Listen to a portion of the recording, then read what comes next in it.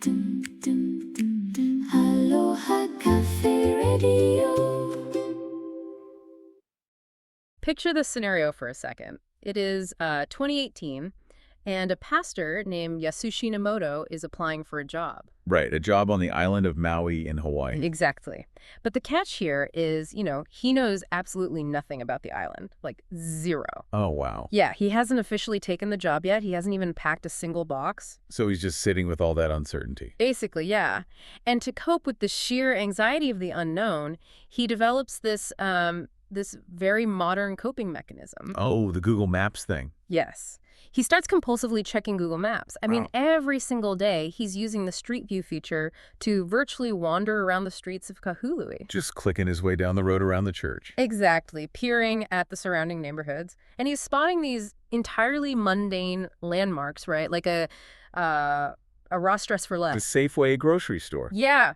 And through this digital screen, this place he has never physically set foot in, well, it begins to feel like a concrete reality to him. You know, that psychological response to uncertainty, it's something we see across all kinds of human behavior. Right. When faced with a massive transition, the brain desperately seeks data. It wants to build a predictive model. Just to feel safe, basically. Exactly. Nomoto is really just documenting his own process of acclimation there. Mm-hmm. And within the source material we are looking at today, he uses this specific, everyday technological habit as a framework. Right, to decode ancient biblical descriptions of the afterlife, which is just wild. It really is. Okay, let's unpack this. Because our grounding document for this deep dive with you today is a transcript. A sermon transcript, right? Yeah, titled 4, Street View to Heaven.docs. It was delivered by Pastor Nomoto on June 8, 2025. At the Kahului Union Church. Exactly. And it served as the finale to a series he was doing called Reality of Heaven. So our mission today, right, is to explore how he uses this Google Maps analogy. Yeah, to translate this really dense, often intimidating theology into something highly relatable. Right. And just to be clear, we're going to look at the architecture of his argument here. Yes, completely impartial to the religious claims themselves. We just want to understand exactly how he constructs this concept of a spiritual street view. Well, what's fascinating here is the foundational text he uses to build this framework. Okay, lay it on us. It comes from Hebrews chapter 11, verse 1. The text defines faith as the assurance of things hoped for, the conviction of things not seen. The conviction of things not seen. Exactly. And historically, theologians have really wrestled with how to define that concept. Without making it sound like just some blind, irrational leap into the dark. Precisely. But Nomoto's framework suggests that faith operates much like that digital map. Oh, I see. Yeah, so it isn't a passive mystical state of mind. It is a deliberate orientation toward a documented destination. So the biblical texts are providing the data points. Right, the spiritual street view, so to speak. That prepares the mind for a place the individual just hasn't reached yet. Wow, that really reframes the entire concept of faith into something highly practical. It does. I mean, it reminds me of the modern obsession with real estate apps, Oh, like stalking Zillow. Yes, exactly. Like when you are looking to buy a house in a new city, you might spend hours obsessively looking at a listing. Zooming in on the photos of the kitchen cabinets. Right, or mapping the exact distance to a local coffee shop, checking the street view to see if the neighbors have a nice lawn. You haven't actually been there. No, but you are actively constructing a mental model of your future reality. That makes total sense. But I do have to push back a little on the limits of this analogy. Okay, let's hear it. I get the mental comfort of scrolling a map, but there is a massive difference between looking at a digital picture of a Safeway, right, and actually packing your entire life into boxes and moving across the ocean. This is very true. So, does the sermon suggest that merely reading these texts actually alters a person's day-to-day behavior right now before they ever make the trip? Well, the sermon argues that it fundamentally alters present behavior, yes. Really? Yeah, and that is the core function of the text Nomoto references. Think about it. When you research a destination heavily, your current actions shift. Oh, I guess to align with that future reality. Right. You might start budgeting your finances differently to save for the house. Or buying different clothes to prepare for a new climate. Exactly. Even your baseline mood might shift because you have this concrete anticipation anchoring your daily routine. Okay, yeah, that makes sense. So within Nomoto's theological construct, Biblical descriptions of heaven are not just provided to satisfy idle curiosity about the afterlife. They aren't just trivia. No, they are engineered to anchor the believer's value system in the present. Oh, wow. The conviction of things not seen is portrayed as a catalyst. So by virtually wandering the destination, the individual is supposedly motivated to align their current life with the ethics of that future city. You nailed it. That's exactly his point. Well, if we accept Nemoto's premise that these texts function as a literal map, it naturally begs the question of what happens when you actually zoom in on the destination. Right. What do you see on the screen? Because honestly, if you ask the average person on the street to describe the afterlife, you usually get a very specific and kind of sterile image. Oh, definitely.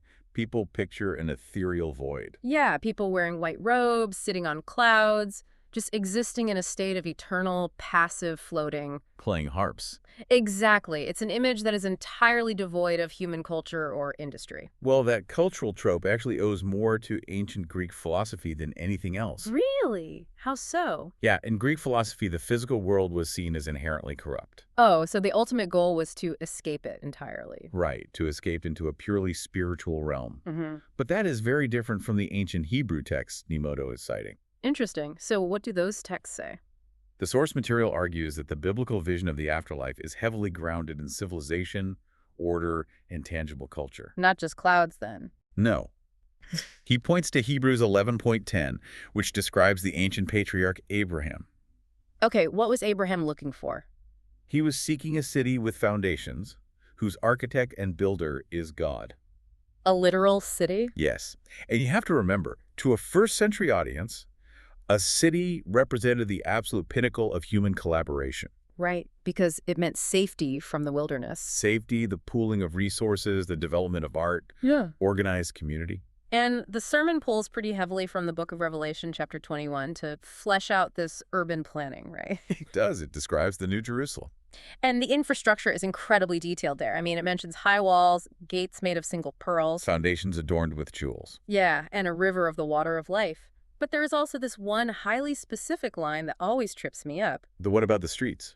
Yes, the street of the city being pure gold, like transparent glass. I have to ask, is the text suggesting literal celestial paving equipment? That's the big question. Like, are we meant to interpret this as actual mineral infrastructure? Well, when interpreting apocalyptic literature like Revelation, scholars often debate literal versus metaphorical intent. Sure. However, Nemoto's application focuses more on the function of the imagery. Okay, what's the function? Think about it. Gold was the most valuable commodity known to the ancient world, right? Right. And transparent glass was an incredibly rare, technologically advanced luxury at the time. Oh, so by combining them to describe common pavement. Exactly. The author is using the absolute zenith of ancient economic and technological imagination. To communicate infinite value and purity. Yes. So the core takeaway the sermon extracts isn't necessarily metallurgical. It's not about real estate value. Right. It is the assertion that the environment is highly structured and built for human interaction. And that structure extends to what people are actually doing there, too. Oh, absolutely. Because the source brings in a passage from the prophet Isaiah, chapter 65, which envisions a new reality. Where people are actively building houses to live in. Yes, and planting vineyards to eat their fruit. Which is wild to think about because building architecture and cultivating agriculture, that requires time. Effort, planning. Delayed gratification even. That is a radically active existence compared to just playing a harp on a cloud. It really is. And it introduces a profound theological concept regarding the very nature of work. Because work is usually seen as a drag. Well, in many ancient mythologies, work was literally viewed as a curse or a punishment inflicted by the gods. Even in the Genesis narrative, right? Yeah, the toil and frustration of labor are presented as a consequence of human rebellion. But the Isaiah text flips that. It does. It suggests that work itself, the act of creating, building, cultivating, is a fundamental part of the ideal human experience. So in this framework, the frustration is removed, but the productivity remains. Exactly. The sermon uses this to argue that earthly beauty is not something to be discarded. So are thriving cities, complex music, architectural achievements. Human creativity in general, yeah. They are not things abandoned in favor of a sterile spiritual state. Oh, wow. So rather, the best aspects of human culture on Earth are viewed as, like, low-resolution previews of the ultimate reality. That's a great way to put it. But, you know, architecture and infrastructure, they only tell half the story of any location. Sure. I mean, a city with streets of gold is functionally just an empty museum if we don't understand the social fabric of the people living there. The locals, basically. Yeah. How does this text envision human interaction when all the normal boundaries of earthly life are just removed? So Nemoto addresses this by diving into a notoriously complex narrative from the Gospel of Luke, chapter 20. Oh, the Sadducees scenario. Right. The scene involves a religious sect known as the Sadducees approaching Jesus. Yeah. And the crucial context here is that the Sadducees rejected the concept of an afterlife. Entirely. Entirely. No afterlife, no physical resurrection. So they approached Jesus with this hypothetical legal puzzle. Designed to make the very idea of heaven look totally absurd. Exactly. And they used the ancient practice of liver's marriage to do it. Okay, we definitely need to explain liverent marriage for this to make any sense to you listening. Yeah, let's break that down. So, in ancient Israelite law, specifically in Deuteronomy, if a man died without leaving a male heir, his brother was legally obligated to marry the widow. Right. And the purpose was practical. It was to provide for the widow, keep the property within the family, and produce an heir to carry on the deceased brother's name. It was essentially a societal safety net. Wrapped in a very strict legal duty. Exactly. And knowing that legal framework reveals the sheer brilliance of the Sadducees' trap. Oh, it's a good trap. They present a scenario where a woman is married to a man who dies childless. Following the law, the second brother marries her. And then he also dies childless. Right. And this continues sequentially through 7 brothers. 7. Yeah, until finally the woman herself dies. So their trap is to ask Jesus, in the resurrection, whose wife will she be? Because all 7 had a legal earthly claim to her. Right. So applying earthly law to the afterlife creates this unsolvable, chaotic paradox. They are trying to force divine reality into the tiny constraints of human social contracts. Exactly. Well, here's where it gets really interesting. Because Jesus' response completely disrupts their underlying premise. It totally upends it. He states that the people of this age marry, but those considered worthy of the age to come will neither marry nor be given in marriage. He says they can no longer die, they are like angels, and they are children of God. Which, as a rebuttal to a legal trap, is incredibly effective. Brilliant, right. But, and Nicoleto admits this in the sermon, for a modern listener, this answer can trigger a massive wave of anxiety. Oh, the emotional reaction is entirely understandable. Right. When people imagine heaven, the primary comfort is usually the anticipation of reuniting with loved ones. Yeah, resuming marriages, hugging your kids, reestablishing the family unit. So if Jesus states that the institution of marriage does not exist in this resurrected state, it can sound like the deepest, most profound bonds formed on earth are simply dissolved. which is terrifying for people. The anxiety is that the afterlife requires sacrificing the specific, exclusive love that makes earthly life meaningful. Exactly. I mean, if the traditional family roles vanish, doesn't that devalue the intense love we build with our partners right now? But Nemoto addresses this fear head-on. He notes that transformation in these texts does not equal amnesia. Not amnesia. Okay. Right. The source material draws on other biblical narratives to demonstrate the persistence of personal identity. Like what? Well, following his reported resurrection, Jesus is depicted as interacting with his disciples, calling them by their specific name. Oh, and referencing their shared history, right? Yes. Furthermore, in the book of Revelation, individuals who were martyred are shown explicitly remembering the injustices they suffered on earth. So they definitely remember their past. The continuity of memory is a crucial theological point for Nemoto. It implies that the history of human connection, the shared experiences, the love, the specific knowledge of another person, endures the transition. So you will recognize the people you knew. Exactly. You know, the way the sermon resolves the anxiety about marriage ending is by reframing it not as a loss, but as an expansion. How do you mean? It makes me think about how friendships evolve from childhood into adulthood. Oh, that's a good analogy. Like, when you are 5 years old, your best friendship is often defined by extreme exclusivity and possessiveness. Oh, yeah. You're my best friend. You can't play with them. Right. You might fight fiercely over a specific toy truck, terrified that if someone else plays with it, your bond is threatened. Very true. But when you grow up, you don't lose the love for that friend. The relationship just matures. You no longer need the exclusive ownership of the toy truck to validate the bond. The anxiety and the petty boundaries fall away. Exactly. But the shared history is deeper than ever. That analogy aligns so closely with Nemoto's interpretation. Really? Yeah, in his framework, earthly marriage, while beautiful, is a necessity born of a fragile mortal existence. Because we need that security. Right. It requires exclusivity to function here. And it is also inevitably marred by misunderstandings, physical limitations, and the constant looming threat of death. Which is heavy, but true. But the text suggests that in the afterlife, relationships transcend those earthly vulnerabilities. So the love previously concentrated within the exclusive boundaries of marriage isn't erased. Not at all. It is universalized. The friction is removed, and the depth of connection is extended outward. Absorbing the individual into a unified, flawless social fabric. Described as the family of God, yes. Okay, so we have mapped the architecture of this city, and we have analyzed the social dynamics of its inhabitants. The physical and the relational. Right. So the sermon then pulls the focus toward the absolute center of this environment. The texts point to a singular, ultimate resident. The final destination of this entire theological journey. Which is? The unmediated presence of the divine. Unmediated. Yes. Nemoto highlights that the defining characteristic of earthly spiritual life is a profound sense of distance. Which makes sense. Believers rely on faith precisely because they are separated from the object of their belief. Right. They can't physically see God. And the sermon quotes Revelation 21.3 here, declaring, "The dwelling place of God is with man." Yes, to illustrate that shift from the current reality to that future promise. He also pulls from a letter written by the Apostle Paul, right? 1 Corinthians 13.12, he says, "Now we see in a mirror dimly, but then face to face." Okay, I love this part.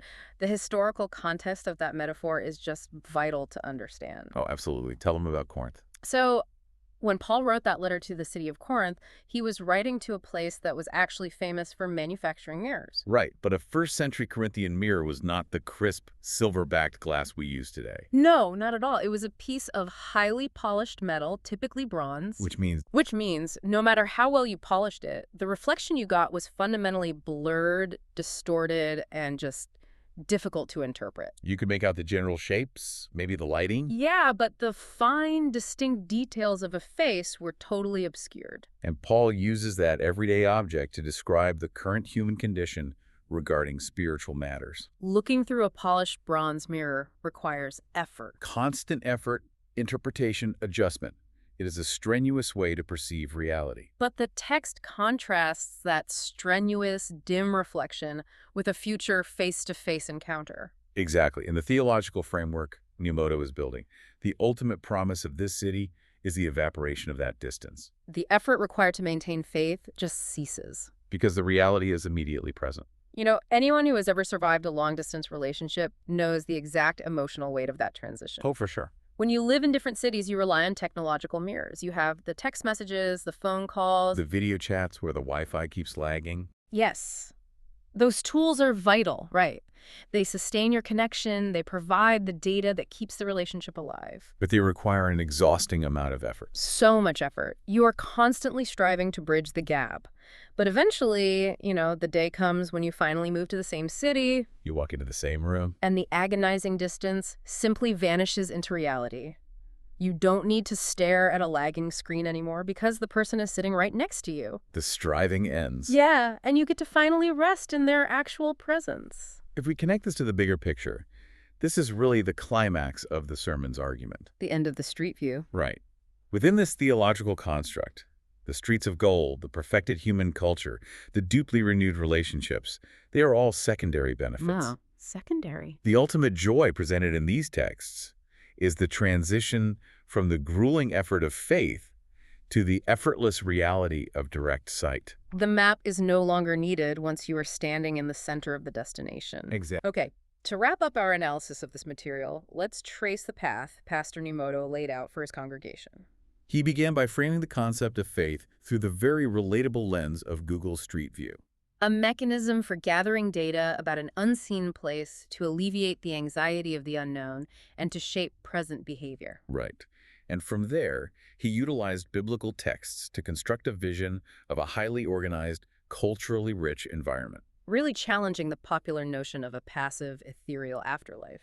Then he tackled the complex social dynamics of that environment. Arguing that while earthly institutions like marriage may dissolve, personal identity and love are deepened and expanded rather than lost. And finally, he positioned the direct, unmediated presence of the divine as the ultimate fulfillment of the human longing for connection. The source notes that Nemoto closes his message with a reference to the Gospel of John, where Jesus states, "I go to prepare a place for you." And the resulting call to action for his audience is quite straightforward. For anyone grappling with the uncertainty of the future, the sermon's proposed solution is to place trust in the texts, Using them to illuminate the path forward, step by step. and ultimately altering their present reality in anticipation of the future. That's the core message. So, what does this all mean? We have spent this time examining how a single sermon leverages modern technology to decode ancient religious texts. It's been quite a journey. It really has. But as we finish, I want to direct a question to you, listening right now, regardless of your personal religious background. Something to mull over. Exactly. If we entertain Nemoto's framework for just a moment, the idea that the greatest, most breathtaking beauties we encounter on Earth are merely low-resolution previews of a higher reality. How does that alter your perception of the present? Think about a thriving, beautifully designed city space. Think about the most profound, mature friendship you have ever cultivated, or a piece of music that completely arrests your attention. If all of those things are merely the dim mirror, The polished bronze reflection of something infinitely greater, does that knowledge make the earthly experience feel lesser? or does understanding that you are getting a fleeting, street view glimpse of ultimate perfection make you appreciate the beauty of this world even more? It is a fascinating lens through which to view our daily lives. Thank you for joining us on this deep dive into the architecture of belief and anticipation. Keep questioning the maps you use to navigate the world. And we will catch you next time. Fear is one of a kind of grow. People say, let's go grow. Hawaiian island fire.